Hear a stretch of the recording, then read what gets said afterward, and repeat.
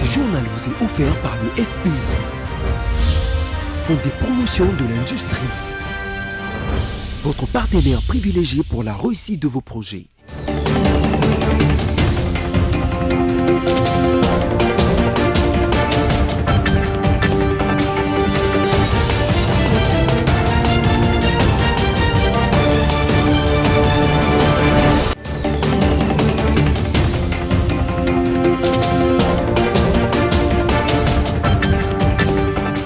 Merci de nous accepter pour vous informer. Signature de la charte révisée de la communauté économique des États de l'Afrique centrale, ce 18 décembre à Libreville.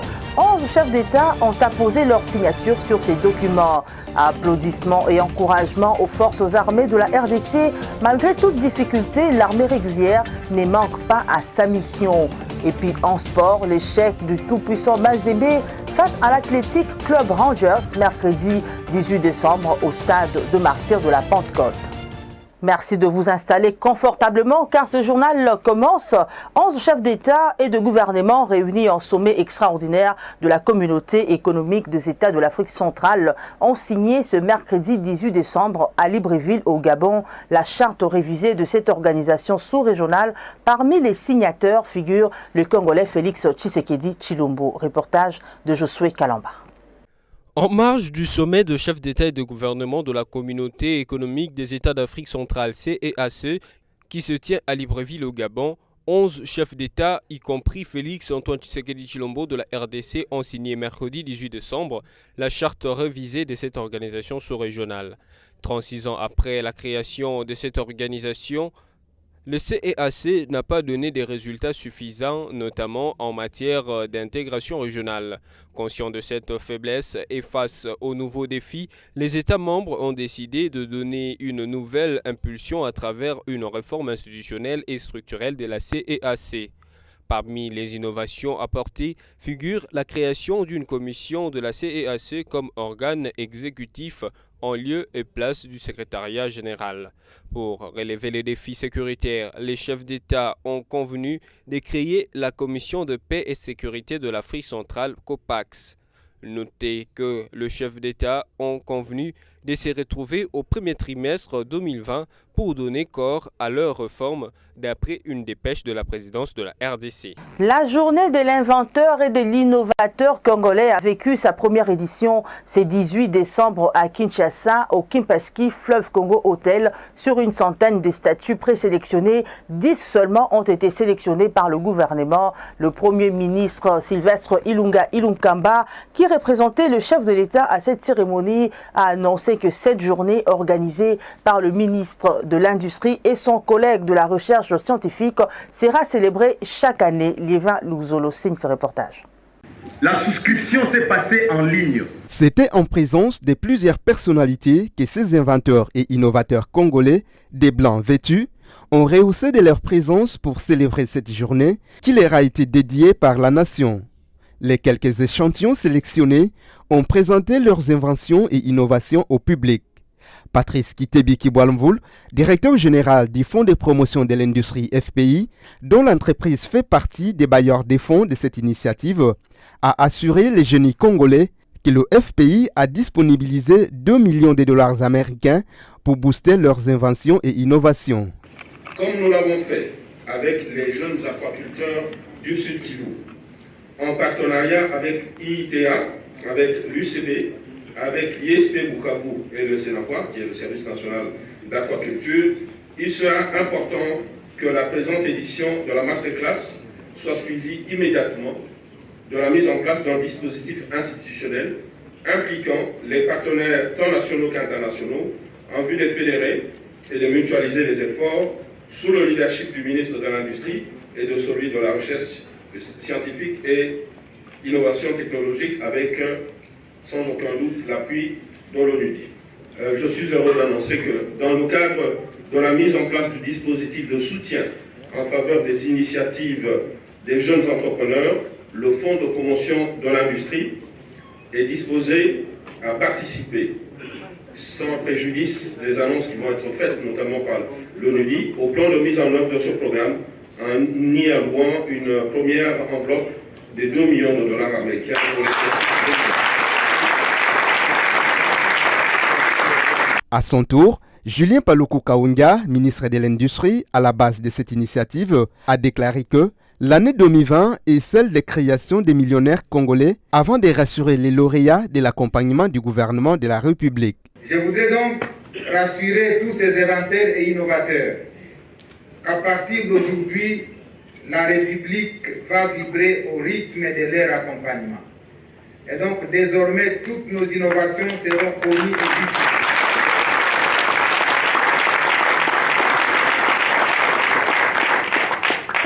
Nous avons reçu mission du chef du gouvernement de créer une synergie entre les ministères. Comme vous l'avez constaté en amont, c'est le ministère de la recherche scientifique qui nous donne les innovateurs et inventeurs. En notre qualité de vie de l'industrie, nous collectionnons les fonds pour assurer leur promotion. Mais avant qu'ils n'entrent sur le terrain, ils bénéficient du ministère de la formation professionnelle pour les renforcer en capacité. Et in fine, ils sont versés au ministère des petites et moyennes entreprises pour créer la classe moyenne. C'est ça la première.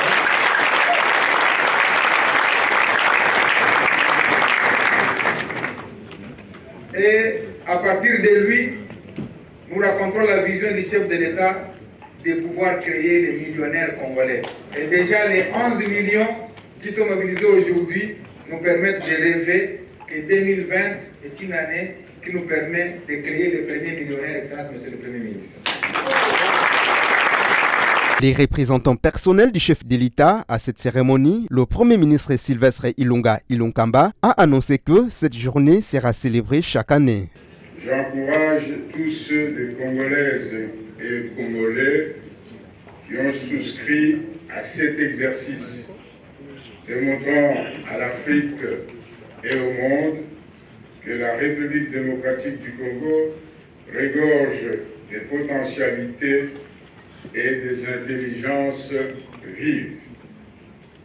À cet effet, je remercie le ministre de l'Industrie et celui de la Recherche scientifique et innovation technologique pour avoir placé en priorité dans leur programme l'organisation de cette journée au niveau national afin de faire découvrir au monde ce dont la population congolaise est capable.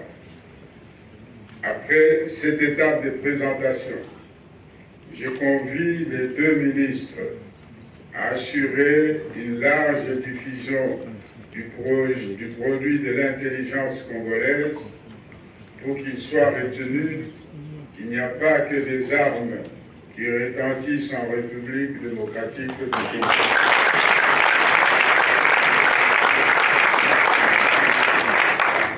Le gouvernement va s'assurer que cette activité liée à l'invention et à l'innovation congolaise soit organisée chaque année afin de créer l'esprit d'émulation dans la jeunesse congolaise de qui la République attend beaucoup. Les chèques de 10 000, 8 000, 7 000 et 5 000 dollars américains ont été remis par le Premier ministre aux 10 inventeurs et innovateurs sélectionnés et retenus. Quant aux 90 autres, une somme de 1 000 dollars leur a été remise pour avoir participé à cette première édition.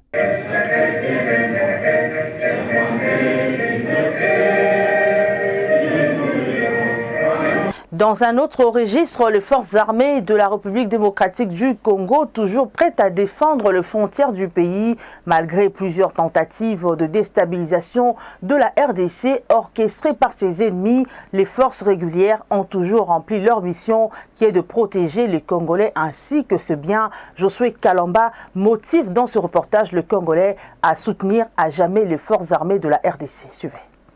Les forces armées de la République démocratique du Congo, FARDC, une force et une richesse pour la RDC. Un rassemblement des hommes et des femmes qui ont choisi de servir sous le drapeau congolais au risque de leur vie. Les FARDC sont tout le jour présents dans les 4 coins de la République démocratique du Congo pour sécuriser la population, remettre la paix dans les zones touchées par des actions criminelles et garantir l'intégrité territoriale du pays.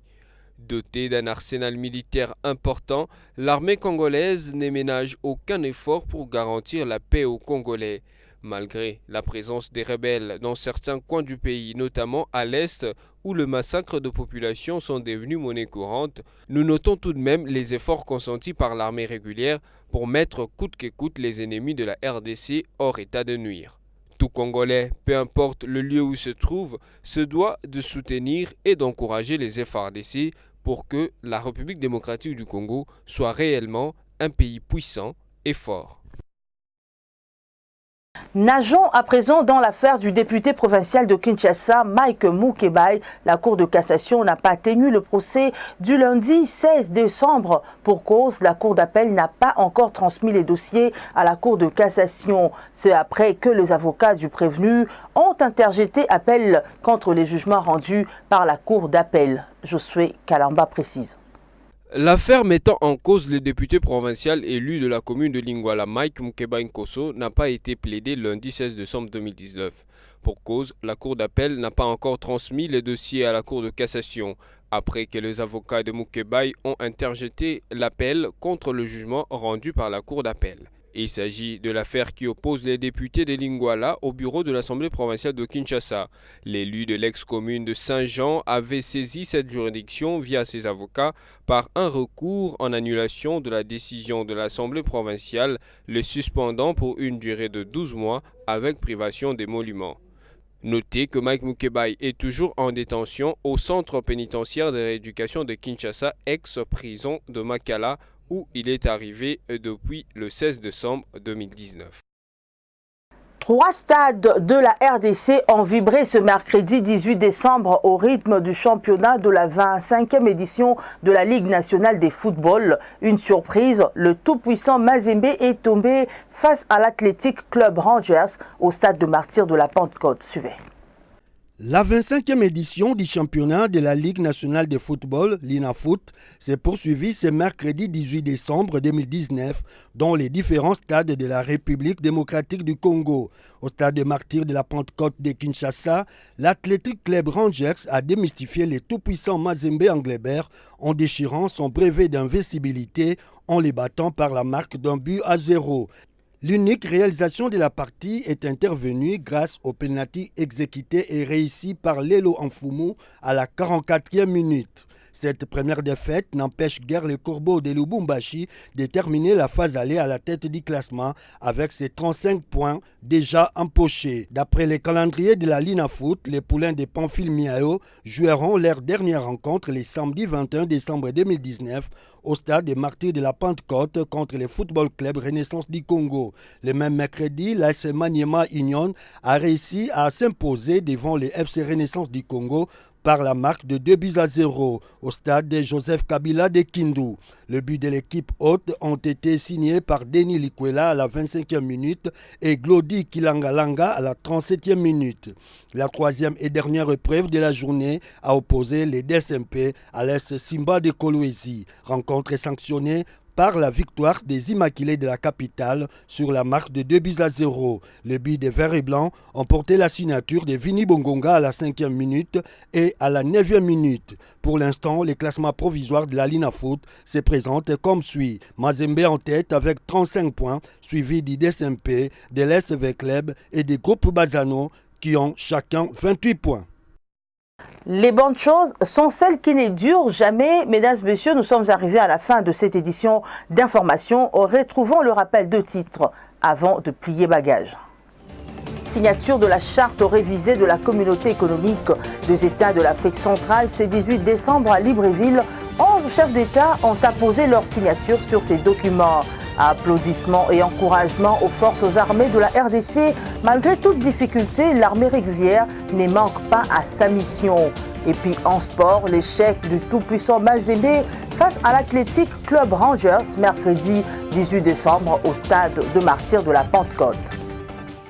Merci de votre sympathique attention. Retrouvez la lecture de journaux parus ce jeudi 19 décembre 2019 avec Stella Hachema. Bonne suite de programmes sur BIC TV.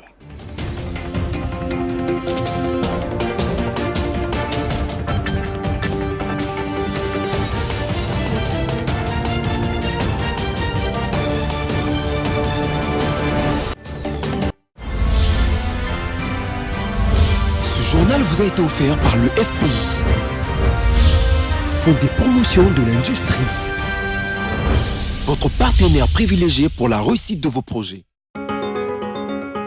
Bienvenue mesdames, messieurs à la lecture de médias en ligne sélectionnés et résumés pour vous sur BSC Télévision. C'est jeudi 19 décembre 2019. Ouvrons cette revue de presse avec le site d'information Forum des Est qui écrit « Ensemble pour la République met le curseur sur 2023 ». Moïse Katumbi et Pierre Lumbi aux commandes de ces partis en qualité respectivement de président et secrétaire général, les assises de l'OFOA viennent délivrer leurs secrets. Un nouveau parti politique dénommé Ensemble pour la République a vu le jour dans la capitale du cuivre hier mercredi 18 décembre 2019. Cette nouvelle formation politique est sous le leadership de Moïse Katumbi et Pierre Lumbi comme secrétaire général. 5 partis politiques issus de G7, notamment MC de Pierre Lumbi, ADP de Christophe Lutundula, ARC d'Olivier Kamitatou, UNADEF de Christian Mwando, PDC de José Ndondo et PND de Salomo Idou ont adopté les statuts de l'Ensemble pour la République. Ils demandent ipso facto à l'ex-gouverneur de l'ancienne province du Katanga d'être le président du nouveau parti. À votre demande unanime de me voir présider aux destinées de ces grands partis, je vous réponds que j'accepte de tout cœur, a déclaré le président du tout-puissant Mazembe avant de prendre officiellement le leadership du nouveau méga-parti politique. Pour Moïse Katumbi, son nouveau parti est membre de l'Amouka, actuellement sous la coordination du Premier ministre honoraire Adolphe Mouzito. Le parti Ensemble pour la République n'est dissous pas Ensemble pour le changement qui continuera à exister comme plateforme électorale pour soutenir de nouveau la candidature du désormais président de l'Ensemble pour la République à la présidentielle 2023. Poursuivons cette revue de presse avec actualité.cd qui titre à sa une « Affaire viol collectif sur une mineure de 13 ans, les avocats des enfants en conflit avec la loi ont introduit un pourvoi en cassation ». L'audience dans l'affaire du viol collectif sur une mineure de 13 ans par ses camarades de classe était prévue pour le 13 décembre dernier. Cependant, la partie civile a été informée d'un pourvoi en cassation introduit par la partie adverse contre le jugement de l'audience passée.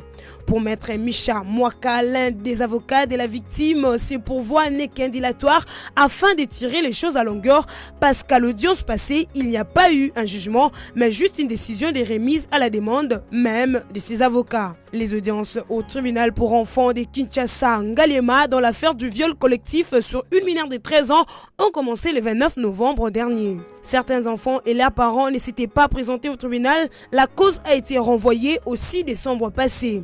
Et le tribunal avait une fois de plus constaté à l'audience de cette date l'absence des enfants en conflit avec la loi et avait décidé que la cause soit renvoyée au 13 décembre 2019 tout en précisant que si les parents n'amenaient pas leurs enfants à la prochaine audience, il sera fait l'application de l'article 131 qui oblige le ministère public de se saisir de ses parents qui refusent de présenter les enfants devant le tribunal alors que le tribunal en a fait la demande. Bouclons cette revue de presse avec le site Radio Okapi qui écrit David Grisley, si on veut vraiment mettre fin à Ebola à Biakato, il faut avoir un accès à cette zone. Le coordonnateur des Nations Unies pour les interventions d'urgence pour Ebola en République démocratique du Congo, David Grisley, a effectué mercredi 18 décembre une mission de quelques heures à Aloya au Nord Kivu.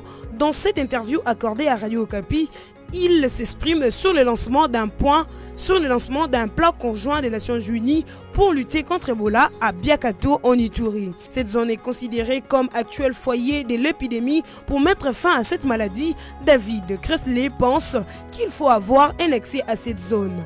Enfin, l'objectif de ma visite, c'était de mieux comprendre la situation actuelle sur le côté de la riposte contre Ebola et aussi sur le plan sécuritaire.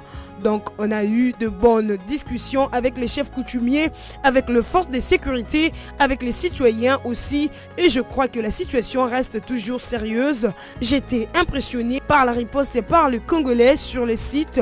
Ils sont là, ils continuent le travail et selon ce que nous avons vu, ils font du bon travail. Il y a toujours des menaces sécuritaires dans cette zone, a indiqué David Grisley. Cette revue de presse est terminée. Merci de l'avoir suivi.